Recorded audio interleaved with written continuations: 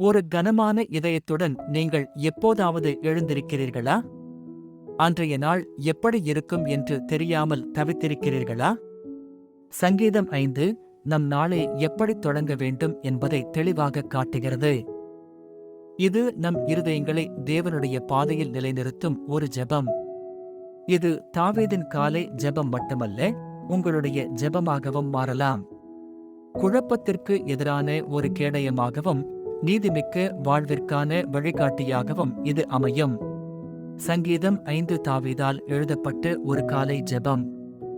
சங்கீதம் 4 ஒரு இரவு ஜெபமாக இருக்க, சங்கீதம் 5 அன்றைய நாளுக்கான தொனியை அமைக்கிறது. தினசரி போராட்டங்களை எதிர்கொள்ள காலையில் தேவனுடைய பிரசன்னத்தை முதலில் தேடுவது எப்படி என்பதை இது நமக்கு காட்டுகிறது. நம்முடைய ஒவ்வொரு அடியையும் தேவனுக்கு முன்பாக வைக்கும்படி இது நம்மை ஊக்குவிக்கிறது. வசனங்கள் 1-3 தாவீதின் மன்றாட்டு. அதிகாலையில் தன் சத்தத்தை தேவனுக்கு நேராக உயர்த்தி தீவிர ஜெபத்துடன் அவன் தொடங்குகிறான்.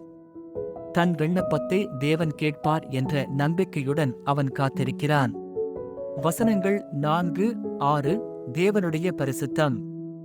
தீமையும் அகந்தையும் தேவனுக்கு முன்பாக நிற்க முடியாது என்று அவன் அறிவிக்கிறான். தேவன் அக்கிரமத்தில் பிரியப்படுகிறவர் அல்ல என்பதை இது வலியுறுத்துகிறது. வசனங்கள் 7-8 தேவனுடைய வழிநடத்துதலில் நம்பிக்கை.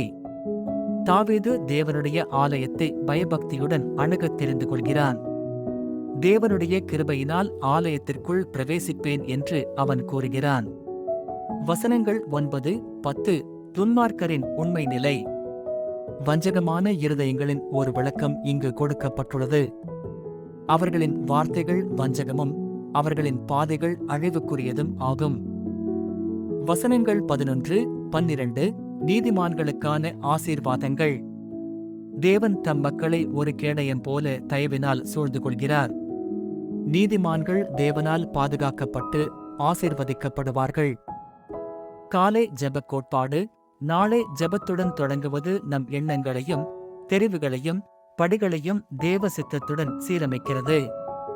இது நம்மை தேவனுடைய நோக்கத்திற்குள் வழிநடத்துகிறது.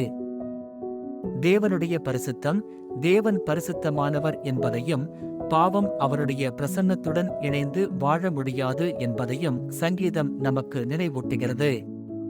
அவருடைய பரிசுத்தத்தை நாம் அங்கீகரிக்க வேண்டும். துன்மார்க்கருக்கும் நீதிமான்களுக்கும் உள்ள வேறுபாடு. துன்மார்க்கம் அழிவுக்கு வழிவகுக்கிறது, ஆனால் நீதி பாதுகாப்புக்கும் ஆசீர்வாதத்திற்கும் வழிவகுக்கிறது. தேவனை நம்புபவர்கள் பாதுகாப்பை பெறுவார்கள். தேவனுடைய தயவின் கேடயம். வசனம் 12 மிகவும் சக்தி வாய்ந்தது. தேவனை நேசிப்பவர்களுக்கு தெய்வீக பாதுகாப்பையும் தயவையும் இது வாக்களிக்கிறது. தேவன் நம்மை ஒரு கேடயம் போல சூழ்ந்து கொள்வார். ஒவ்வொரு காலையையும் ஜெபத்துடன் தொடங்குங்கள். உங்கள் திட்டங்களையும் கவலைகளையும் தேவனிடம் சமர்ப்பியுங்கள். அவர் உங்கள் பாரங்களைச் சுமப்பார்.